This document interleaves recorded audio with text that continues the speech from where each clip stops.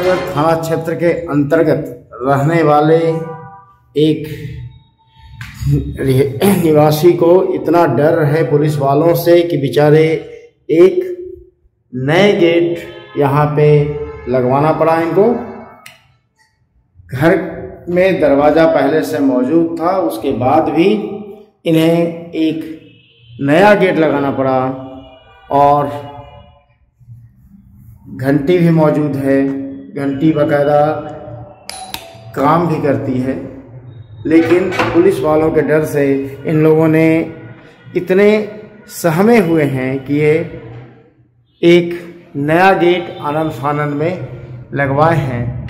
ये डर है पुलिस वालों का जो आकर इनके घर पर प्रताड़ित करते हैं और भद्दी भद्दी गालियां देते हैं। आश्चर्य, एक तरफ तो बिहार सरकार और डीजीपी महोदय कहते हैं कि पीपल फ्रेंडली पुलिस होगा। उन्होंने प्रत्येक थानों में एक आदेश भी जारी कर दिया। उसके बावजूद पत्रकार नगर का एसआई इतना उद्दंड है जो घर की महिलाओं को आकर बदतमीजी से बात करता है। उस थाना का एसआई का नाम है मोहम्मद दिलसाद आलम। ये घटना जिनके ऊपर बीती है, हम उनसे आमने सामने साक्षात्कार कर रहे हैं। अब मैं उनसे ही जानना चाहूँगा क्या मामला था और क्या हुआ था। जी बताएं, क्या हुआ कि आपको सुरक्षा के लिए एक पूरी की पूरी नई गेट इंस्टॉल करनी पड़ी? जी ऐसा है कि मेरे मकान का एक सीढ़ी, लोहा का सीढ़ी सड़क पे निकलती है, उसको हटाने के लिए मेरे हस्बैंड लोक अदालत में आवेदन दिए थे। उस सीढ़ी से जो ऊपर चढ़िएगा तो एक दुकान है टैटू स्टूडियो, जिसको श्रेय राज सिंह चलाता है अवैध तरीके से, और उसमें लड़की उड़की भी आती है। उसको हटाने के लिए आवेदन दिए थे। तो वो उसकी मालकिन है मेरी छोटी वाली गोतनी रूनी कंचन। तो वो आ गई। जब वो हटाने वाले लोग नगर निगम के लोग आए यहाँ पर, तो उन लोगों को पता चला। तो रूनी कंचन आकर 9 अक्टूबर के दिन में दोपहर के टाइम में करीब 11 कुछ हो रहा होगा, 11 साढ़े 11, रोड पर से गाली गलौज बहुत भद्दी गाली देने लगी। रूनी कंचन थी, श्रेय राज सिंह था और उसके टैटू स्टूडियो का स्टाफ था। ये लोग गाली दे रहे थे। तो हम कुछ नहीं ऊपर से सुने तो बोले, हम सीधे 112 नंबर पे कॉल किए। 112 का जब पुलिस लोग आई तब तक वो लोग यहाँ से भाग गया था। तो हमको 112 वाले ही पुलिस अधिकारी बोले कि आप थाने में लिखित रूप से दे दीजिए। ये लोग तो है नहीं, अभी यहाँ से निकल गया है। हम थाने में भी लिखित रूप से दिए। और 10 तारीख के शाम में पहले तो पूरे दिन रूनी कंचन और एक और रश्मि नारायण, जिसका रिकॉर्डिंग मेरे पास, और श्री राज, तीनों मिलके मेरे सीढ़ी पे गेट के बाहर खड़े होकर के बहुत गाली गलौज किए। यहाँ तक बोले कि अपने बेटा का मर्डर कर देंगे, मार देंगे, किडनैप करके पति को जेल भेज देंगे, कुट्टी काट देंगे, सब तरह का। फिर भी हम अंदर बंद रहे, कुछ नहीं बोले। शाम में वो लोग थाना जा कर के एक एसआई थे दिलसाद आलम, उनको लेकर के आई। वो सामने करीब 6:05 या 6 मिनट हो रहा होगा, उस समय आए। गेट मेरा कॉलबेल, लगातार कॉलबेल बजाने लगे। तारीख कौन सा था? ये था 10 तारीख।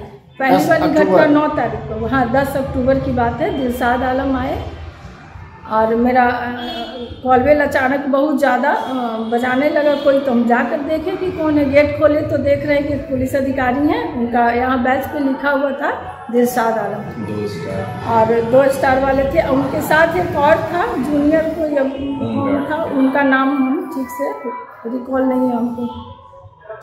वो आते के साथ गेट जैसे ही खोले बोले, कहाँ है तुम्हारा हस्बैंड? हमने कि बोलिए क्या बात है? तो बुला अपने हस्बैंड को बुला। मेरे हस्बैंड बस सामने आए ही थे बाहर से, वो खाना खा के आराम कर रहे थे। भी आ गए पीछे से, बोले कि हाँ हम यहाँ हैं। हम बोले कि आ गए मेरे हस्बैंड। तब वो बोलने लगे कि अभी अरेस्ट करके डाल दें। हमने किस चीज़ के लिए अरेस्ट कर दीजिएगा। बहुत बदतमीजी से एकदम भद्दा इशारा कर रहे थे और बहुत बदतमीजी से बात कर रहे थे कि अभी अरेस्ट करके डाल दें। तो हम बोले कि किस इल्ज़ाम में आप डाल दीजिएगा, हमको पढ़ाइए, जो कंप्लेन कोई किया है तो पढ़ाइए। तो तुम्हारी गोतनी, मेरी गोतनी रूनी कंचन और रश्मि नारायण दोनों पीछे खड़ी थी उसके। हम बोले सर अंदर आइए, बैठ के बात करते हैं। तो बोले नहीं, हम यहीं बात करेंगे, बोलो अभी अरेस्ट। भतीजी से केस करवा दे। तो हमने किस चीज़ का केस करवा दीजिएगा, ज़बरदस्ती ऐसे केस करवा दीजिएगा।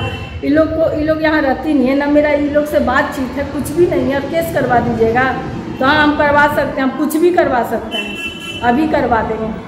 बहुत बदतमीजी से बोले। अब बंदा वैसे इशारा कर रहे थे भद्दा भद्दा।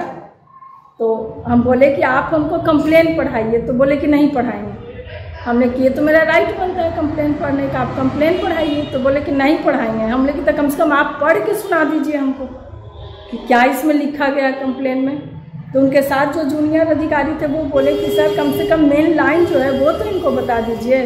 तो बोले कि नहीं, वो भी नहीं बताएंगे, बस हम कह दे रहे हैं अभी हम इलेक्शन का ड्यूटी हमको कड़ा मिला है, नहीं तो उठा के अभी हम जेल में डाल देते, बिना किसी खत गुनाह के, बिना किसी चीज़ के, बिना कंप्लेन दिखाए ऐसे ही आते हैं। जब भी मेरी गोतनी दिल्ली में रहती है रूनी कंचन, वो जब भी आती है पटना सीधे पहले थाना जाती है, क्या वहाँ से उसको मैनेज किया हुआ, क्या किया हुआ, और वहाँ से हमारे खिलाफ झूठ सच कंप्लेन करती है।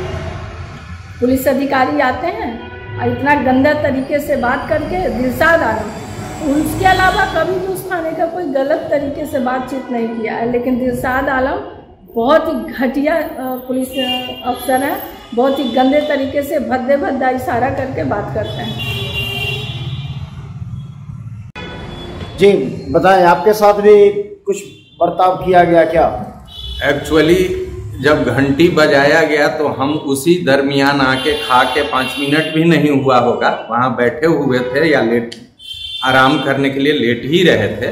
तो घंटी जो है बेढंगा ढंग से इतना ताबड़तोड़ बजाया जा रहा था कि हमको एहसास हो गया कि लगता है कोई अनाप शनाप आदमी है क्या। तो ये हमको लुकिंग ग्लास देख के बोली कि पुलिस है, और तब तक ये खोल करके उससे बात करने लगी। हमको देखते हुए इस तरह से लग रहा था कि वो साइको का मरीज है, और वो बेतरतीब ढंग से कुछ न बोलने दे रहा था न कुछ। यहाँ तक कि हम कुछ अदालती उसको पेपर भी दिखा रहे थे तो अदालत के पेपर को, हाईकोर्ट के पेपर को कहता था कि ये क्या है, इसको फाड़ के फेंक दो और तुमको अभी हम जेल में डाल देंगे, अभी चुनाव का समय है, बेलो नहीं मिलेगा, ऐसा ऐसा धारा लगाएंगे कि 2-4 साल में तुम्हारा कुल गर्मी। और मेरे पत्नी को तो लगातार भद्दा, मतलब वो सब ऐसे ऐसे क्या क्या इशारा कर रहा था, वो हम बोल भी नहीं सकते हैं। चूंकि एक संभ्रांत परिवार से, हमारा दिनचर्या ही है कमाना खाना, घर में अकेले मेरी पत्नी रहती है, एक छोटा बच्चा है। बच्चा इतना भयभीत हो गया कि वो लगभग 15 दिन स्कूल तक जाना छोड़ दिया। वो डोंटा को किसी तरह उसकी माँ समझा बुझा करके स्कूल ले जाकर के टीचर से काउंसलिंग करा के अब उसको, अभी भी आप देखिए वो ऑनलाइन क्लास करता है, स्कूल जाने ही से सोचता है कि नहीं मेरे माँ पापा को, वो सीधे हमको बोलता है कि तुमको मार करके फेंक देंगे और तुम्हारे बच्चा का अपहरण कर लेंगे। चूंकि वो एकमात्र बच्चा है मेरी पत्नी, इसलिए, और हमारा भी लगाव उसके प्रति कुछ ज्यादा ही हो जाता है जिम्मेदारी के साथ। ऐसे दिलशाद आलम जैसे पदाधिकारी इस थाना को नर्क बना रहे हैं। और इसके पहले भी जब भी ये रूनी कंचन, चूंकि ये महिला हमको परेशान करने के लिए इस तरह की हरकतें थाना पे पिछला 4-5, लेकिन थाना से पहले के पदाधिकारी चाहे SHO प्रमोद कुमार सिंह थे, अनिल बाबू थे, वही इन्हीं लोगों को डांट करके और इन्हीं लोगों को कहते थे कि सो तुम एक शरीफ आदमी के साथ बार बार ये कर रही हो। उन लोग का इंटेंशन ही है, चूंकि मेरा एकमात्र बच्चा है और हम कमाने वाले हैं, कि दोनों को कैसे खत्म करके इसकी सारी संपत्ति ले लें और इसकी पत्नी को यहां से भगा दें। और उसमें वो पुलिस पदाधिकारी और इन लोगों को हाथ लग गया है। यहाँ पे वो 5 मिनट नहीं बैठा और भीतर जाके रूनी कंचन और रश्मि नारायण के साथ फ्लैट में 2 दरवाजा बंद करके आधा घंटा से ऊपर बैठा, और वो निश्चित रूप से मेरा अपना एकदम असेसमेंट है कि उसने जरूर वहां पे कुछ लोभ प्रलोभन पाया है। और वो दोनों महिलाएं चरित्र की साफ सुथरी नहीं है, इसलिए दोनों आशा है कि जेब भी उनका गर्म किया गया है और शारीरिक भी हो सकता है कि कुछ उम्मीद से वहां गया होगा। इसलिए हमारा माननीय प्रेस के मीडिया के बंधुओं से गुजारिश है कि जो भी सहायता बन पड़े हम दंपत्ति को आपके माध्यम से मिले। जी धन्यवाद आपका।